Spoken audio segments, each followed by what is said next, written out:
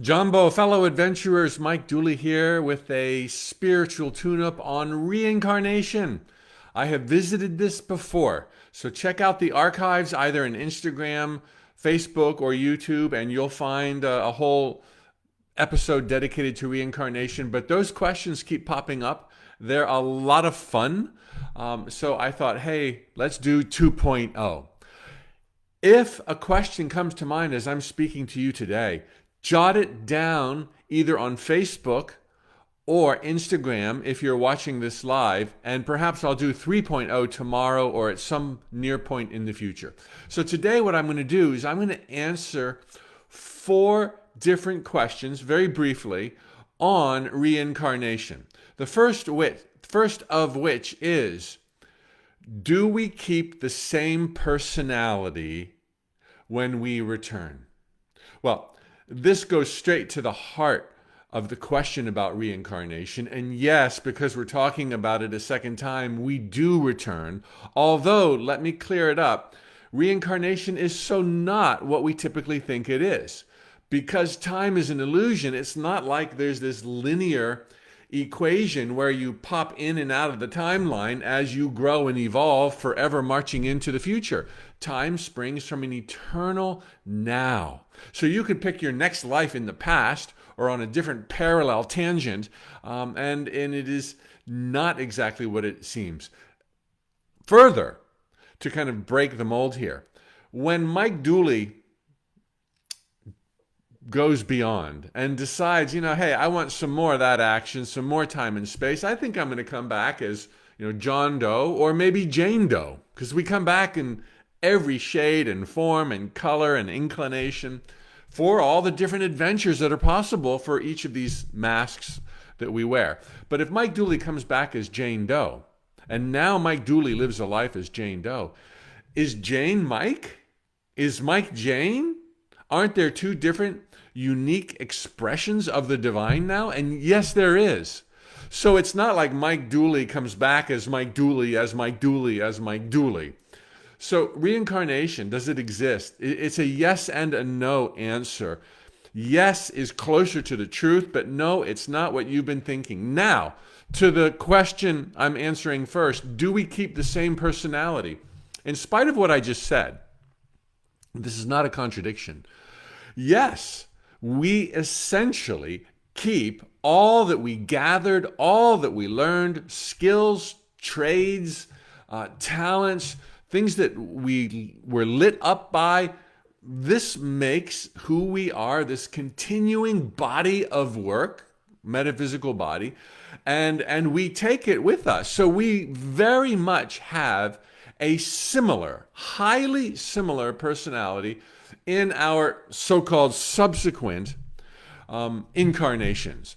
But you can always choose. How do I know these things intuitively? I've spent a whole lifetime thinking about it. There are some amazing books out there that have confirmed my senses. The recommended reading list is at the Facebook link right now under this video. But if you want, you can come back a little bit more creative, a little bit more intellectual, a little bit more left brain, right brain. Different aspects you can tweak and pump up in your personality in subsequent incarnations just to add a new angle or tinting to the adventure at hand. But basically, it's still you. Now, you might come back as a female.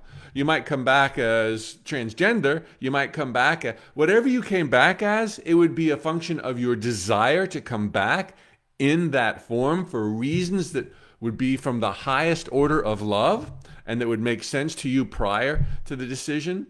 But you wouldn't be exactly the same. You'd be, at the core, you would be the same. The facade would be different. So that answers question number one. Question number two, if we go back in time and your next lifetime is, during Jurassic Park, do we change the past, and does that change the present as we know it? This is a super fun question, and it's a really great one. But again, going to the fact that life does not unfold along a single linear timeline. Right now, just as there are infinite probabilities for your future growth and development as who you are now and as who you may be in subsequent incarnations, there are an infinite number of likely and probable pasts. The past is just what we choose to remember. And or when it comes to choosing lifetimes, it's kind of like a package deal. And you get full knowledge of what you're choosing to buy into for the probabilities that will exist.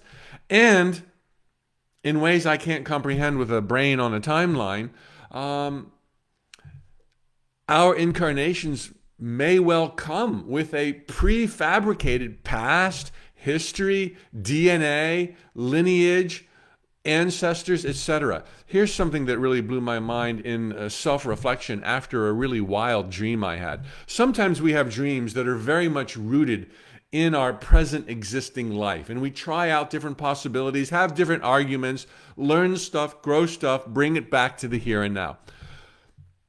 I've had some dreams, and I'm sure you have as well, where they were so wonky that it was not based on this reality. It would be like me being exactly who I am, except I live in, Cape Town, South Africa. Wouldn't that be awesome?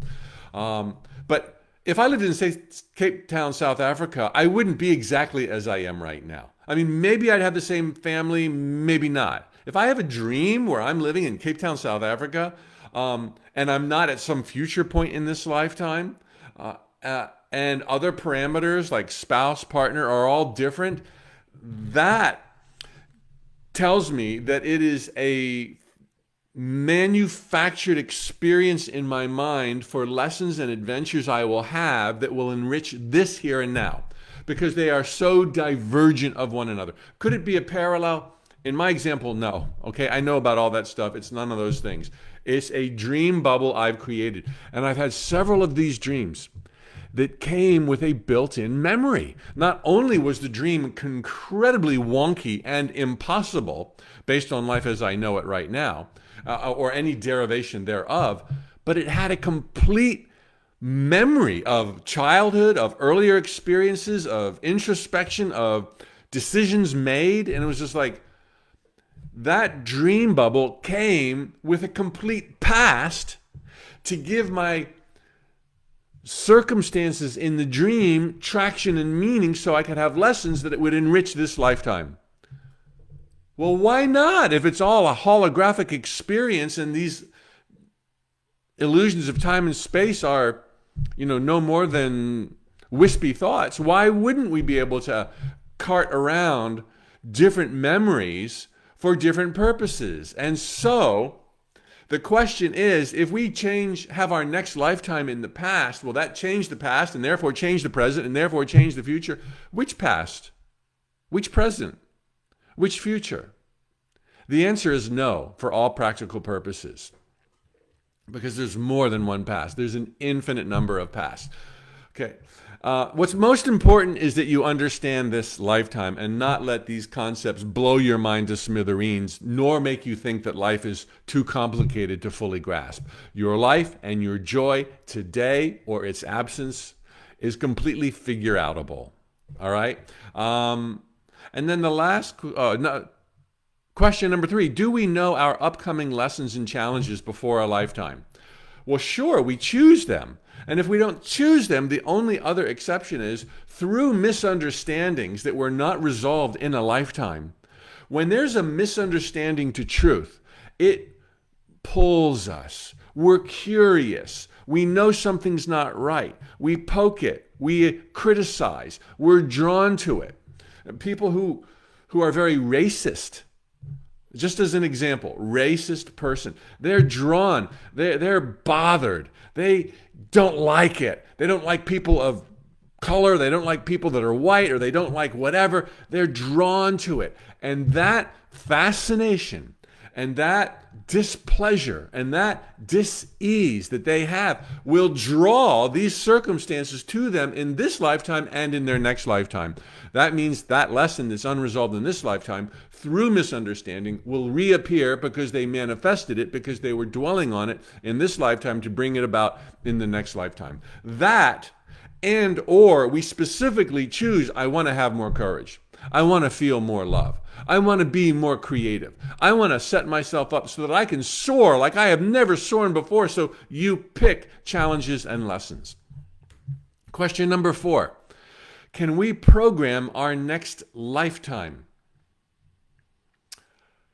There'd be no point in that because it's all about here and now. And the next lifetime is the next lifetime, and it's not, it's another realm, it's another dimension. By the time you finish this lifetime, you're going to be so much wiser that whatever you thought you wanted for your next lifetime, 10, 30, 50 years from today might be totally different. So we do unwittingly set up the next lifetime by the loves and the adventures and the confusion and the conflicts of this lifetime. So in a way, unintentionally, we are always programming the next lifetime. But to do that intentionally, why, maybe I don't understand the context of that question, but why bother? Just rock this lifetime and all other lifetimes will take care of themselves. Again, this whole discussion is almost fatally flawed because it's based on timelines and references of a next lifetime, last lifetime. They're all happening simultaneously in a way I cannot comprehend. Yet, that doesn't mean we can't dabble there and be enlightened, have traction, realize that the miracles abound, realize that we are eternal beings, realize that we are of God, pushed on to greatness every day, and thereby be more likely to rock and roll in this lifetime, this here and now. This is what matters the most today. Your today is more valuable than 10,000 future lifetimes, or more than 10,000 past lifetimes. Don't think if you have a problem in a past lifetime that you've got to work it out here and that you brought it with you. That's a way people give their power away. You're not subject to past lifetimes any more than you're subject to your past in this lifetime. Where there were misunderstandings, you're going to have baggage. The moment you have clarity, that baggage dissolves. So you couldn't be more poised for the greatest, happiest times of your life right now in this eternal creation happening in the heart of God. Please ask me some more questions on reincarnation, and perhaps I'll talk about them tomorrow in Reincarnation 3.0. Also on Facebook only, under this video right now, there's a link to my favorite books that have helped hone my own thoughts and given me confirmation maybe they'll do the same for you. Tally-ho and every best wish. Adios, amigos, and to you, Diana, and Keith in India, and Manuel, and Patty, and Hope, and Rock. All the best.